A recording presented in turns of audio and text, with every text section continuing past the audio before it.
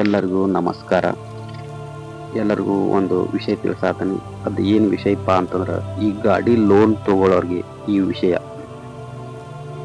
ಈಗ goods commercial vehicle ತೊಗೊಳತ್ತಾರ ದೊಡ್ಡ ಹೊಸಾದ.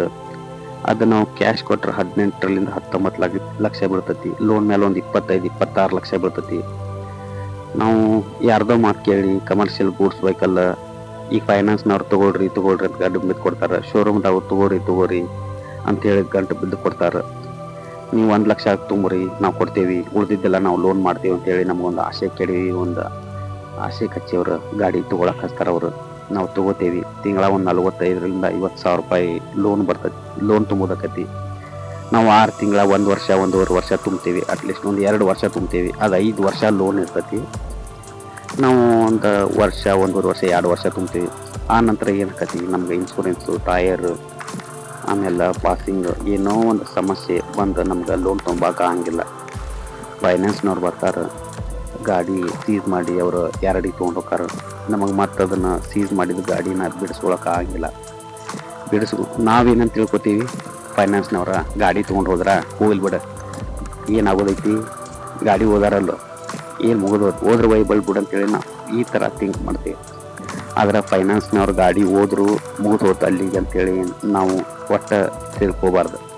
ಯಾಕಂತಂದ್ರೆ ನೀವು ಒಂದು 2 ವರ್ಷ ಲೋನ್ ತುಂಬಿರಂದ್ರೆ ಹಬ್ಬ ಅಂದ್ರೆ ಎಷ್ಟು ತುಂಬಿರ್ತೀರಿ, ಒಂದು 8-9 ಲಕ್ಷ ತುಂಬಿ, ಒಂದು 6-7 ಲಕ್ಷ ತುಂಬಿರ್ತೀರಿ. 6-7 ಲಕ್ಷ ಅಂದ್ರೆ ನೀವು 25 ಲಕ್ಷ ರೂಪಾಯಿ ಲೋನ್ ಆಗಿರ್ತೈತಿ. ಈಗ ಬಡ್ಡಿ ಗಿಡ್ಡಿ ಎಲ್ಲ ಸೇರಿ ನೀವು ಇನ್ನೂ ಎಷ್ಟು ತುಂಬಿದಿರ್ತೈತಿ ಅಂದ್ರೆ ಒಂದು 18-19 ಲಕ್ಷ ತುಂಬಿದಿರ್ತೈತಿ ಲೋನ್ ಬ್ಯಾಲೆನ್ಸ್. ಅವಾಗ ಅವ್ರು ಏನು ಮಾಡ್ತಾರೆ, ಫೈನಾನ್ಸ್ ಅವರು ಆನ್ಲೈನ್ ಮುಖಾಂತರ ನಮ್ಮ ಗಾಡಿ ಸೇಲ್ ಮಾಡ್ತಾರೆ. ಹೆಂಗೆ ಸೇಲ್ ಮಾಡ್ತಾರಪ್ಪ ಅಂತಂದ್ರೆ, ಅವ್ರಿಗೇನು ಗಾಡಿ ಸೇಲ್ ಆದ್ರೆ ಸಾಕು ಅಂತೇಳಿ ಅವ್ರ ಗಾಡಿ ಅವ್ರ ಕೈಗೆ ಬಂದಂಗೆ ಸೇಲ್ ಮಾಡಿಬಿಡ್ತಾರೆ. ಅದನ್ನು ಒಂದು 11 ಲಕ್ಷ, 12 ಲಕ್ಷ, 13 ಲಕ್ಷ ಅಲ್ಲಿ ಮಟ್ಟ ಸೇಲ್ ಮಾಡ್ತಾರೆ. ನಾವು ತುಂಬೋದು ಎಷ್ಟಿರ್ತೈತಿ, 18 ಲಕ್ಷ. ಅವ್ರ ಗಾಡಿ ಸೇಲ್ ಮಾಡ್ತಾರೆ ಎಷ್ಟಕ್ಕೆ, 13 ಲಕ್ಷ. ಈಗ 13 ಲಕ್ಷ ಸೇಲ್ ಮಾಡಿಂದ ಒಂದು 6 ತಿಂಗಳು, 1 ವರ್ಷನೂ ಅಲ್ಲಿಗೆ ಗ್ಯಾಪ್ ಕೊಡ್ತಾರೆ ಅವ್ರು ಫೈನಾನ್ಸ್ದವ್ರು ನಮ್ಗೆ. ಆಮೇಲೆ ಏನು ಮಾಡ್ತಾರೆ ನಮಗಂದ್ರೆ, ಫೈನಾನ್ಸ್ದವರು ಒಂದು ಲೀಗಲ್ ನೋಟಿಸ್ ಕಳಿಸ್ತಾರೆ. ಲೀಗಲ್ ನೋಟಿಸ್ ಕಳಿಸಿಂದ ನಾವು ಅದಕ್ಕೂ ತಲೆ ಕೆಡಿಸ್ಕೊ, ಇದು ನೋಟಿಸ್ ಬಿಡ, ಏನಾಕತ್ತೇಳ ನೋಟಿಸ್ ಬಂದೈತಿ, ನಾವು ಹಿಂಗೆ ತಲೆ ಕೆಡಿಸ್ಕೊಂಡಂಗೆ ಸುಮ್ಮನೆ ಅಡ್ಡಾಡ್ತೀವಿ. ಆಮೇಲೆ ಏನಾಕತ್ತಪ್ಪ ಅಂತಂದ್ರೆ, ಅರೆಸ್ಟ್ ವಾರೆಂಟ್ ಬರ್ತೈತಿ. ಮೊದಲು ಜಾಮೀನ್ದಾರ್ಗೆ ಬರ್ತೈತಿ, ಆಮೇಲೆ ಗಾಡಿ ತೊಗೊಂಡವ್ಗೆ ಬರ್ತೈತಿ. ಅದಕ್ಕೆ ನಾನು ಏನು ಹೇಳಕ್ಕಂತಾನಿ, ಅವ್ರು 13 ಲಕ್ಷ ಮಾರಿದ ಮ್ಯಾಲ ಗಾಡಿ ನೀವು ಇನ್ನೂ ತುಂಬೋದೆಷ್ಟು ಉಳಿತೈತಿ, 5 ಲಕ್ಷ. ಆ 5 ಲಕ್ಷ ತುಂಬಲಿಲ್ಲ ಅಂದ್ರೆ ನಾವು ಅರೆಸ್ಟ್ ಮಾಡ್ತೀವಿ, ಅರೆಸ್ಟ್ ಮಾಡ್ಬೇಕಾಕತಿ ಅಂತ ಹೇಳಿ ನಮಗೆ ಒಂದು ನೋಟಿಸ್ ಬರ್ತೈತಿ. ಅದಕ್ಕೆ ಹೇಳೋದು, ಗಾಡಿ ತೊಗೊಂಡು ಹೋಗ್ಯಾರ ಬಿಡು, ಗಾಡಿ ಹೋಗ್ಯತ್ ಬಿಡು, ನಮ್ಮನ್ನು ಕೈ ಬಿಟ್ಟತ್ ಬಿಡು ಅಂತೇಳಿ ನಾವು ಈ ಥರ ಥಿಂಕ್ ಮಾಡೋದ್ರಿಂದ ಯಾವುದು ಸಮಸ್ಯೆ ಬಗೆಹರಿದಿಲ್ಲ.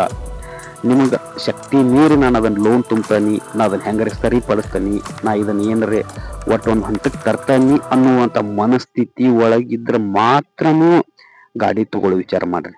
ಆಮೇಲೆ ನೀವು ಏನೋ ಟೈಮ್ ಪಾಸಿಗೆಯೋ, ಏನೋ ಒಂದು ದೊಡ್ಡ ಸ್ಥಿತಿಗೋ, ಏನೋ ಒಂದು ಯಾರ್ದೋ ಒಂದು ಬಿಲ್ಡಪ್ಗೆಯೋ ಹಿಂಗೆ ಗಾಡಿ ತಗೊಂಡು ನೀವು ನಿಮ್ಮದು ಜೀವನ ನೀವು ಹಾಳು ಮಾಡ್ಕೋಬೇಡ್ರಿ.